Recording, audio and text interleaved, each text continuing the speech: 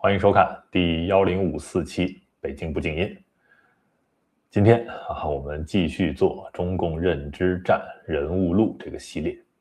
那么今天聚焦的人物是北京，就是在下。昨天呢，我在本频道的社群里发了一条贴文，实际上是和大家做了一个有奖竞猜的小游戏，让你们猜今天我要说谁。可惜没有任何人猜对。那么如果猜对了奖品是什么呢？我要在这儿做一个小广告因为毕竟讲到我自己，奖品就是我写的《天使》这本书的电子版。那么前一阵呢，正好是这本书定稿5周年的日子，我搞了一个5折特卖会，在我个人的电子书商店里。那么如果你去购买呢，你会看到这本书的原价显示是12欧元，那么现在显示还是12欧元，但是如果你进入到结算页面，它会显示正确的5折6欧元。那么还有2-3天这个活动就结束了，那么之后的2年内吧都不会再打折了。所以你想看的话，现在买还是合适的。当然了，提醒一下，如果你是本频道的净流者会员，那你就不需要购买了，因为会员福利里就包含了。你只要给我写邮件我就会把这本书的电子版发给你。OK 广告打完了，那我们来说说这一期节目的由来。昨天呢，有一位观众给我留言，我给大家看看，他是这么写的。他说，只要是对中共认知上利好的，通通别想逃过北京的讨伐。我回复他说，我说谈不上讨伐他们如果问心无愧，好好反省便好。他又回我说，都问心无愧了，还要好好反省，你是真对中共恨之入骨啊。那我想他没理解我说的问心无愧和好好反省是什么意思，所以我又解释给他听。我说，问心无愧是指他们是否收了中共钱，那么好好反省呢，是指他们应该反思就是说即便他们没有收中共的钱但是为什么他们自己和中共的认知是高度同频的呢？那我觉得这样的回复可能并不足以解释清楚我为什么要做这个系列，以及呢可能会给人一种感觉，就是北京非常的清高自视甚高，觉得自己站在上帝视角去品评世人，对吧？但其实不是。我一直和大家说，我做这个频道的一个出发点是不包含我这个自我的，就是说我其实并不重要，而且我也并没有把自己摘出去。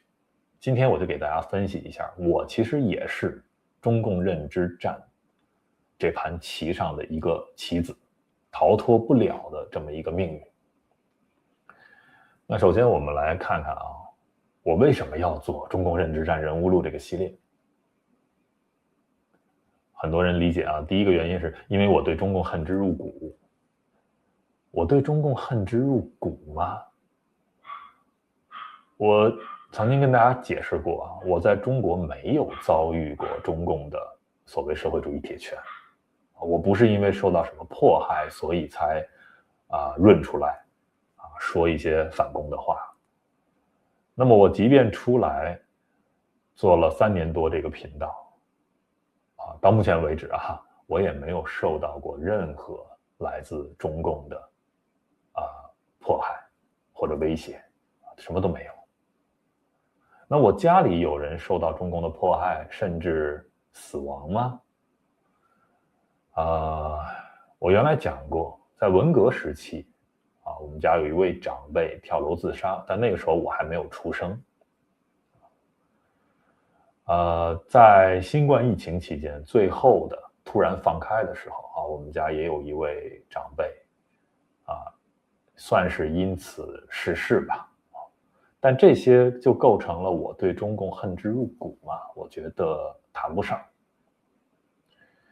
那好，第二个原因是因为我收了反共势力的好处嘛？啊，无论是哪一种反共势力，那我觉得我的老观众都知道，基本上所有的反共势力我都批评过，不是为了站一个立场去批评他们，而是因为就是看到了他们做的必须批评的地方，所以我也就所谓的仗义直言了啊，我基本都得罪了。那么第三个原因是因为我讨厌这些被点名的人物嘛，我讨厌这个人，所以我就把它放到这个系列里来做。这我也解释过，不是啊，只是因为他们是有影响力的这些 UP 主啊或者大 V，那么把他们的问题解构清楚了，是可以影响他们这些受众啊，我觉得对这些受众的认知提升是有一定好处的。所以只是借用了他们的名字，借用了他们的一些言论啊，当做我们分析的素材。那当然了，今天我把我自己也放到这个系列里，供大家来一起分析。好，还是这个问题，我为什么要做这个系列？首先，第一点，我经常说的，我不认为中共倒台，中国就会变好，或者我们可以加一个时间状语啊，就是立刻变好，不会那么快的。为什么呢？因为我们知道啊，有些人反共，只是立场反共，但是他的观念和中共是同频的。即便之后很多中国人决定要推翻共产党，让中共下台，但是这些中国人长期被中共宣传洗脑，他的那个认知状态和中共没有太大的区别。所以在这种情况下，即便中共倒台了，上台的会是谁呢？那很可能只是一个新的中共，中国的历史还是在轮回。所以本质上而言，我做这个系列也好，还是做我这个频道的其他节目，我其实不太关注这些立场啊，你究竟是亲共的、反共的。那么我关注的是这个底层认知结构。我聊的所有这些热点话题，也最终指向的是这些事件背后这个人的这些言行背后所反映的那个底层认知结构，我想把这部分给大家分析清楚，希望大家来到这一层级去思考。那么当然了，最重要的一点，我们一直在聊中国，我希望中国那片土地变好，我是一个中国人。我认出来做这个频道很大的原因是看到了这些现实，我良心上受不了。那我本职又是一位作家，我本身就要去书写去表达，但是我觉得在中国文字全都被审查，而且我觉得仅仅靠书写现在也不是一个大家爱看书的时代，所以我想用做频道这样的方式，再额外的发出一些不同的这种声音，不同的表达方式。那好，中国怎么样才能变好？什么决定了一个社会的走向？是某一个党派、某一种意识形态、某一种制度设计？是这些吗？都有关系，但是不是最深层的原因。最深层的原因就是人们的认知。为什么只有提升了中国人的认知，才有可能让中国变好？就是这个道理。你的认知决定了你使用语言的状态，也决定了你能创造出怎样的文化、文明，你会设计出怎样的制度。那么这个认知有很多的方面了，我们简单说这么4点吧。比如说，人们如何理解权力，人们如何理解暴力，人们是否习惯于敌我二分，人们是否相信赢了就是对，这些都是一些底层认知结构的问题。那么恰恰在这些问题上，我们可以看到有很多貌似中立的一些频道分析中国问题或者分析美国问题，那也会看到有一些反贼，虽然非常的义愤填膺的反共但是他们说出来的话，他们如何理解权力等等这些问题，跟中共是一样的。那么中共那一套理解世界的方式是什么呢？中共认知战要做的就是把中共那一套理解世界的方式去散播出去，植入到人们的脑子里。有些事情是中共亲手做的那么还有一些事情是间接的，就是它已经影响了这些人，这些人其实在脑子深处已经接受了中共那一套理解世界的方式，然后他们又往外去传播。所以这些都构成了一个巨大的中共认知战的棋盘，我们在上面都是棋子。也是举简单的几个例子，中共是怎么理解这个世界的？比如说用成败来论英雄，用暴力想象解决一切问题，用非常时期来合理化一切极端手段，用敌人的存在来终止自我反思。这些其实大家都不陌生，对吧？在很多中国人的观念里都是这样的。成败论英雄，是吧？一个丛林社会，谁拳头硬就听谁的，直接用暴力来解决所有的这些分歧。然后说这是一个非常的时期，所以我们就可以接受各种极端手段。那很多反共的人也是这样觉得中共太邪恶了，我们必须要反对他我们必须要把他赶下台，这是一个非常的时期，所以只要是有利于把中共赶下台的任何的极端手段造谣了甚至违法各种的都可以用，只要能把中共赶下台。那你这个思维方式跟中共有什么区别呢？你一直被中共所影响，你一直被中共认知战所同化，你只是在某些利益上，或者突然在某一个时间点上你的立场站到了中共的对立面，但是你的底层思维没有改变，你只是一个在野中共。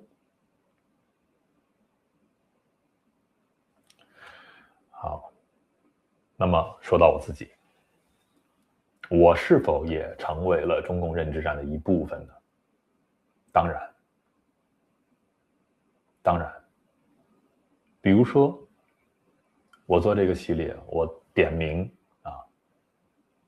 这个人物录有谁谁谁，包括我做的北京对话系列，我对所有的嘉宾都敞开大门都欢迎你来对话。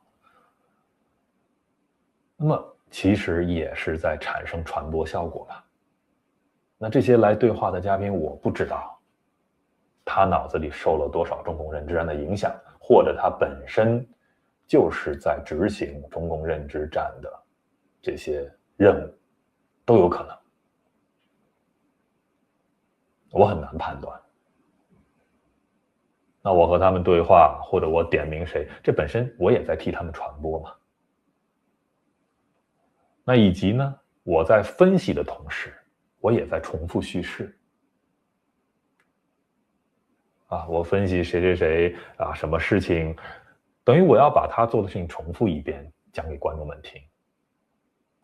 我也在帮他们重复这个叙事啊。那当然了，任何观众，你们每一位，其实咱们大家都无法完全置身事外。你的每一次观看、点赞、评论、转发，这都是在去贡献流量啊，在这个棋盘上。那当然了，我再把自我剖析的深刻一点，举一个例子比如我经常反对暴力革命我老观众都知道我这个立场，但这个立场在效果上确实是帮助中共维稳了，对不对？那我可以给自己找各种的合理化的借口，我说我站在墙外，我安全了，我不能去怂恿墙内的人这个牺牲付出代价。这是一个站在一个很高的道德立场上讲这个话，对吧？但我为什么要讲这个话？其实本身从我的性格和接受的教育上，我讨厌一切暴力的表达。但是我说这个话并不是因为我相信中共会自我改良，我不相信哪怕有一天真的发生了，我欢迎这样打我的脸，可能这也是一个避免血腥暴力革命的一个办法，虽然发生的可能性很低，对吧？还因为什么呢？因为我们在反共的这个圈子里会看到非常多这样的暴力叙事就是一定要武装，一定要用革命的方式推翻中共只有这一条路。这条路可行不可行？有可能，我不否认，只是从我个人立场上我反对，或者说我不支持，我没有办法去宣扬这种暴力论。还有一个原因就是这样的暴力叙事是有可能被中共利用的。我觉得在这个中共认知战里面，大家会看到很多这样的例子，就是很多人会把这个准星瞄准那些非常极端化的、非常情绪化的那些反共者你说你看这就是一个情绪化的暴徒，他们就是唯恐天下不乱，他们就是希望中国人去死，等等等等，在渲染这些反共者的不理智，渲染这些反共者的破坏性。那么大家想想，这样的一个宣传，这样的一个认知战，最后结果是什么呢？中共会说，你看那些反共者多么可怕，那是我中共在保护你们中国人，我在维持这么一个秩序和稳定，没有造成天下大乱。这反而成为了他的一个新的执政合法性的来源。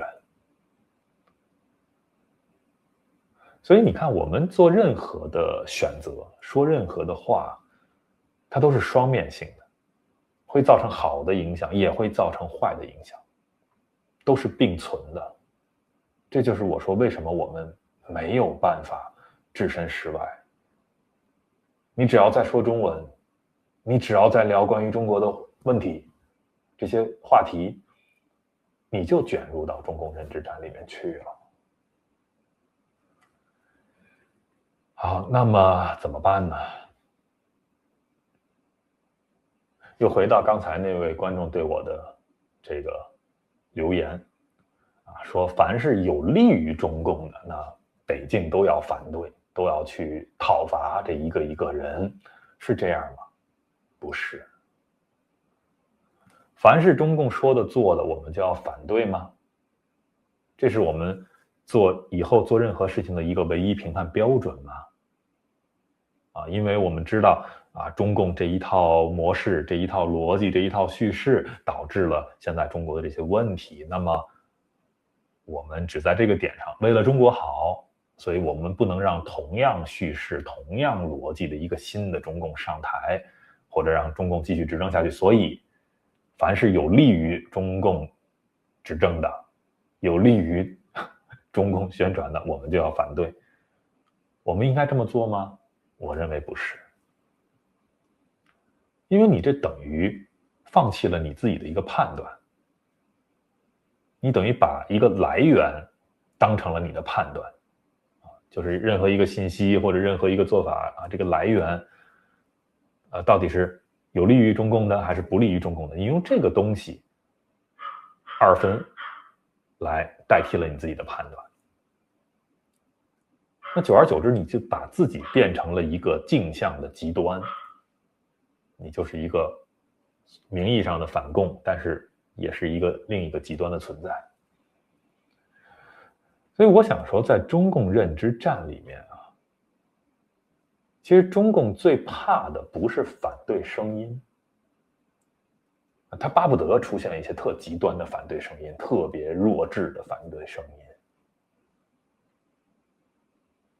我觉得整个在中共认知战里面，中共最怕的，那当然也是我们希望每一个人都可以成为的是什么呢？是你拒绝被同化的独立思考者。你不要被这些简单的叙事、这些非黑即白的立场标签所影响，太肤浅了。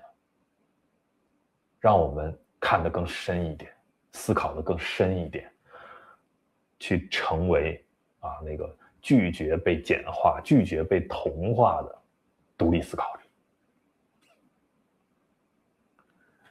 所以最后，我们又回到了这个问题：北京为什么要做中共认知战任务录这个系列？我并不是说我自己做的有多好，我也不是不会去反省自己是不是有一些角度、有一些话某一天的想法反而其实也有利于中共，这都有可能，我不否认。某一场对话，某一个嘉宾他的底细我也不了解。那甚至之前来过我频道的嘉宾，也有可能也会在之后被我放到这个系列里去分析，都有可能。那我先从分析我自己做起。所以我觉得可能我会更专注于这两类人。第一类呢，就是我想解构那些看起来很中立，但认知层面却高度复制中共逻辑的叙事。还是认知层面我不想去分析或者关心这些看起来很中立的，他的动机是什么？他为什么表现得这么中立？他是不是实际收了中共的钱，或者他是不是故意的在说这些话？这些动机我不想分析，我也不想做这些阴谋论，没有意义。我们就跳过这些，把他那个底层的认知层面的东西解构清楚。那么第二类人呢，我想专注在那些看起来很反共，但是认知层面却只不过是在野中共的本质把它这个本质也解构清楚。那当然了，大家也都能看到了我想做的这个事情，我想做的这个角度，那么注定了是非常不讨好的，是非常艰难的。